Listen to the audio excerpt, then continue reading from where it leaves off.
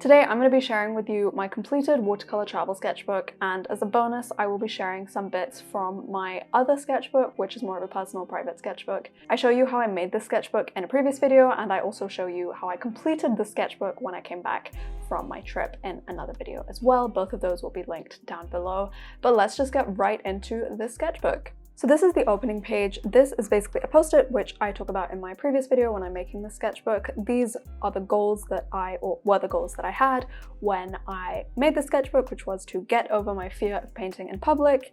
It was to be present when I was doing the sketches.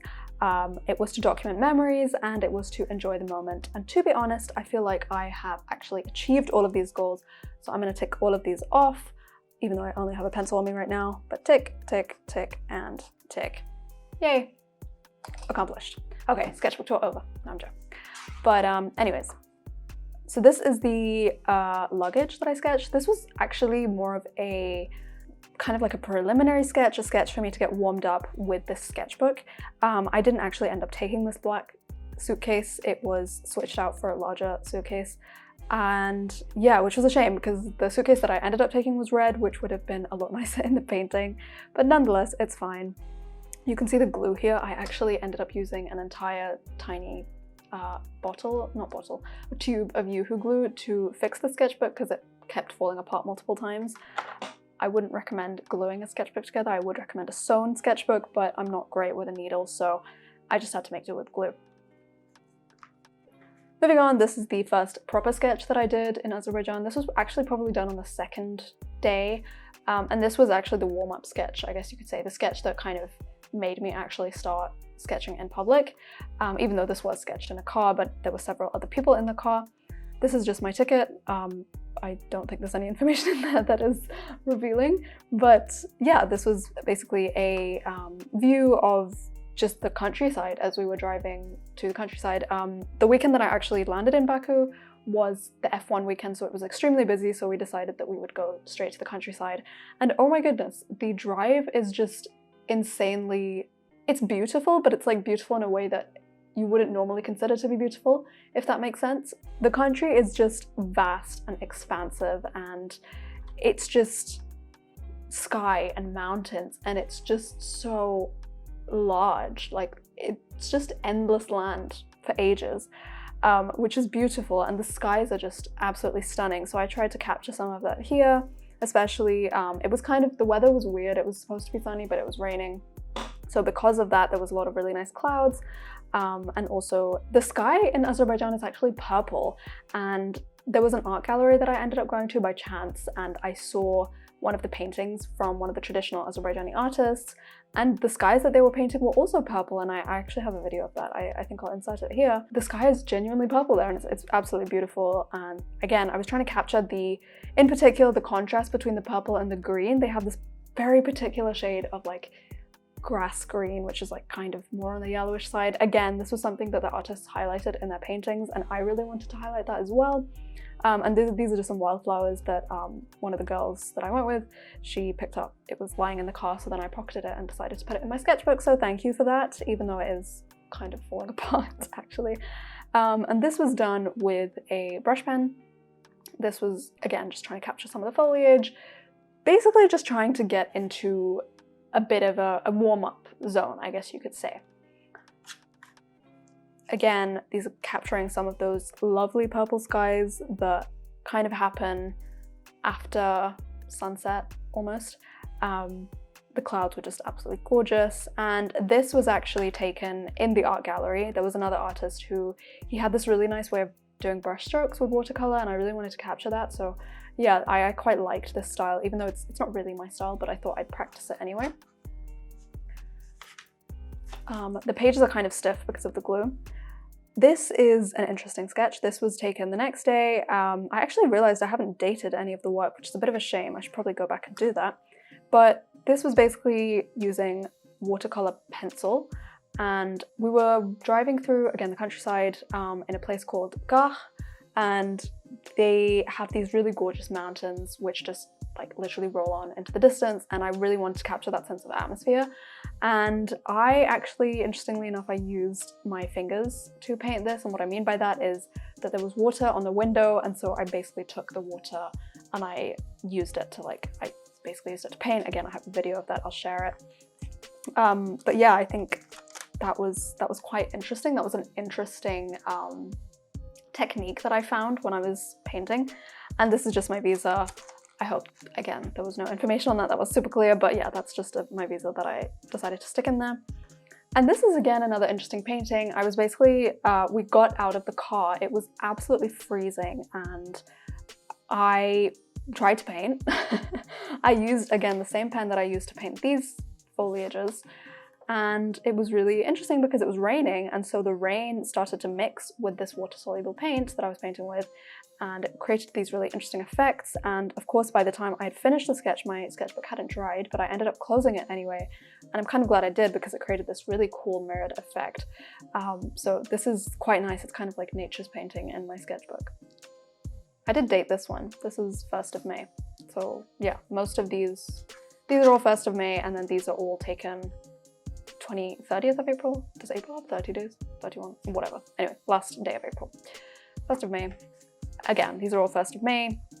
This is more of an abstract composition. It wasn't supposed to be abstract, but it ended up being abstract. And I think that's, again, one of the things that when you're urban sketching, you find out is you just have to make do with the constraints you have. And a lot of the time, the paintings that you intend to have don't end up the way you want them to be, but that can actually be a good thing. So yeah, I quite like actually the composition of this. It could become an interesting painting, more of like an abstract painting with like really big shapes and stuff, just to capture the colors. Because again, they have like 5 million types of greens, but I feel like these are the 3 types of greens that in particular they really have. This really nice yellow green, the green that you normally see, and then like a really deep green. This was some ruins that we chanced upon, again in Kar, and what I really liked was the juxtaposition of the rocks with the greenery, and so I tried to capture that here, again more of an abstract look. This was in a place called Shaky, which is actually a town that is situated on the Silk Road. I've actually made a reel about this, and this was drawn in the Shaky caravanserai. It was just a really stunning place, really nice architecture. And yeah, this was probably this is the first proper urban sketch that I've made on location. And yeah, I quite like it. I mean, it's not the best piece of work I've done, but again, when you're urban sketching on location, you kind of have to give yourself leeway in how your sketches will turn out, because you can't really control the outcome. Obviously, when you make art, you can't control the outcome anyway, but especially when you're on location, you don't know how much time you'll have, you don't know the constraints, you don't know if you're missing, you know, a piece of equipment or something like that. So yeah, a lot of the time I'd realize I didn't have water with me, so I had to kind of end up making do with the amount of water that I had. And you know, like there were a lot of different constraints. So yeah, this one, I like the line work, I like the way it's kind of situated, and I like the contrast between the colors and stuff, but I do feel like the colors could be a lot more saturated, especially because it was golden hour, so there's obviously really strong shadows and highlights. I also could have done the sky. I don't know why I forgot the sky. Like, the sky is such a beautiful blue, but yeah, there was the sky as well. This was taken in the Carpet Museum, so there's a lovely carpet museum in Baku. The rest of the sketches are kind of a mix of Baku and the countryside. So we were inside, and I was just wondering what to paint when I was inside. I don't normally paint like architecture or anything, and I didn't really want to paint the scene that was there because there wasn't really we weren't in a nice location, so I just painted like one of the museum exhibits, and then obviously there's a lot of carpets there, so I did this kind of spread which just exhibited some of the carpets, and yeah, that was just, well, that's pretty self-explanatory, I think. Alright, this one is the first sketch that I was super proud of. This is an effect which I have always struggled to create, which is like that glowing sense of light in the darkness. There's this absolutely beautiful mosque, I think it's called the Hyder Mosque in Baku, and it's absolutely glowing. It's so beautiful, and I think I did a decent job of capturing it with the time that I had, with the constraints that I had. I did, again, make it kind of abstract. You can't really go in with, or I can't really go in with a lot of details because I know that I'm limited on time when it comes to urban sketching. So yeah, but I first started off with pencil to just get in the rough location of the sketch, and then I went straight in with paints, and then I kept just adding paints, and then finally I went in with some brown pen to just define the details, and I am really, really proud of the sketch. I really, really like it. And this was the actual, this is one of the last few sketches that I did in Baku. This is the obviously very famous Hyder Aliyev Center, which is designed by Zaha Hadid. If you know anything about Zaha's work, then you will know that this is definitely a very good representation of it. This is a building that I remember seeing in architecture school, so it was absolutely amazing to be able to go there in person and sketch it. And I actually got a bunch of followers from that sketch because there was a group of tourists who, you know, casually came by and wandered by, and then I gave them a sketchbook tour and everything. So yeah, I mean, shout out to those guys, because this was a very, very nice sketch. I did it in about 10 or 15 minutes. Again, contrast is something that I really need to work on. I think, again, the sky could have been way more blue, the shadows could have been more defined, but still, I think the overall composition is nice, and it's pretty recognizable, so yeah. I do like the fades of the water here. I think that's quite nice. I did think about going over the sky when I was doing the later paintings, but then I thought, no, I'll leave it. And I actually did the same for all the sketches. I didn't go back and touch them, the ones that I sketched on location, because I wanted to retain that sense of having done it in location, and I want to be able to compare it in the future with sketches or paintings that I do, to be able to see how much more I improve with doing sketches on location. Or should I say paintings on location? Paintings for me are very different to sketches because painting takes a lot more effort, at least for me. This was a lovely painting. It was done in the city centre. I don't know what this area is called, but I'm just going to call it like the harbour area. There was the Flower Mall, I think it's called. It was like a new mall that's opened recently, and it just overlooked this really long stretch of water and some of the city. It was a lot longer than this, but I just shortened it to make it fit on the page, and I'm glad I did. And I think that's one of the great things about, you know, sketching and painting, is that you can kind of just adjust things as you want and no one's really going to question it. The sketch is quite watered down, or faded out, I guess you could say, but I think that kind of adds to the vibes of it, because it was kind of a bit of a grey day, and yeah, I think, again, even though I could have upped the contrast on this sketch, I also think that it just adds to the effect of it, so I'm kind of happy with it as it is. Alright, now we move into the portion of the sketchbook where I painted when I was back at home, and I have a video on this which you can check out in the cards above. This was made with the Himi gouache paints that I have bought recently. This was a receipt that I had. I just stuck it in and I decided to paint over it, so now I have no idea what the receipt is about. I was intending to paint over it with watercolor so I could see it, but it's fine. This is just a photo that I snapped of a building that I saw when we were driving through Baku one night. I love the way that the moon was shining above this really well lit building. I do struggle with these gouache paints. They're not the easiest paints to work with, so the colors I'm not super happy with, but I think generally it's okay. These are the really famous flame towers in Baku. There was a really nice view that we had when we were at the Carpet Museum.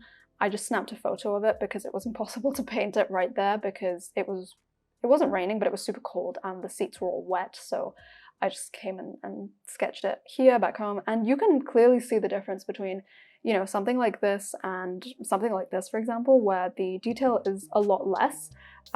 They both have their merits and I like both of them equally, but it's just interesting to see how much more detail you can get when you are sketching, obviously at home.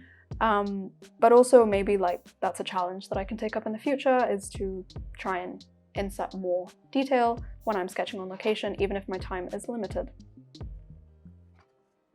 This was a beautiful scene that we saw when we were driving back from the countryside. It was literally, there was just this grove of trees on the side and the sun was hitting them so perfectly at golden hour, and by the time we had stopped the car and we ran back to this grove of trees, the light was just about fading, but one of my friends, she captured the view really nicely in a video, and I knew as soon as I saw that place, I knew I had to paint it. And I really do like this painting. Unfortunately, I was not able to, I started filming it and then my camera died, so then I lost the footage. But I do definitely think I can improve this. I would like the yellow to be a lot warmer. And just the overall piece I think is too cool for the actual scenario and the lighting that was there. Normally when it's golden hour, you know, the grass should not be this blue. I think the grass is quite cool toned at the moment, but still I think this captures the effect quite well. So yeah. This is a water bottle label that I just stuck on. I quite liked it and I thought it matched nicely with the fact that I had painted mountains. And yeah, again, this is in the countryside. This one was where we had spotted a rainbow and we stopped the car and I was able to snap a photo, so I very quickly painted that. Again, the greenery in the mountain. I mean, Azerbaijan, just their mountains are absolutely gorgeous, so I just thought painting that would, you know, it would make sense.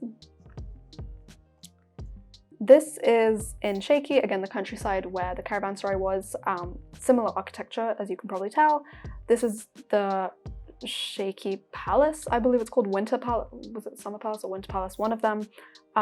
Just this really lovely little building, and the mountains in the background. The really nice thing about the countryside in Shaky is that you can see all the little houses right like nestled into the mountain. It's absolutely beautiful. And yeah, I just absolutely love the scene. I tried to be a bit more bolder with the colors.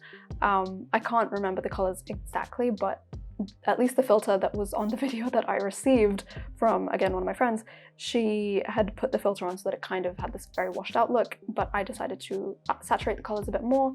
And again, you can see the difference between this and, where is it? Oh, where'd it go? I've lost it, oh my god. Where's the caravanserai? Yeah, this one. So you can see the color difference between these two, obviously. But yeah, I think I really like the sketch. And now we are on to the final painting, which is this one. And again, this was taken in the countryside. Most of them are taken in the countryside. And this was just a really lovely church that was like right on top of this hill, not mountain, but a hill. And it was such a lovely snap. The photo itself is really gorgeous as well. And so I made it a very simple painting. It looks quite Studio Ghibli. But I'm really happy with this sketch, and as you can tell, I finished it on the 11th of May. So I started the sketchbook on, when did I start it? The 26th of April, and I finished it 11th of May, which is about a week after I returned. And so yeah, that is the finished sketchbook, and in honor of finishing it, I actually bought some stickers from Azerbaijan, which is by a local artist. I will leave her link down below, and I'm just gonna stick these stickers on here as like a final commemoration of me having finished the sketchbook.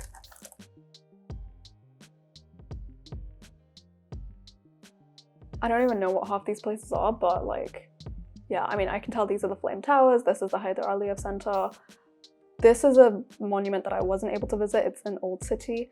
I don't know what the rest of them are, but I mean, whatever, let's just stick them on. Okay, now I'm wondering how I should stick these things on. Should I just stick them on randomly? Is that...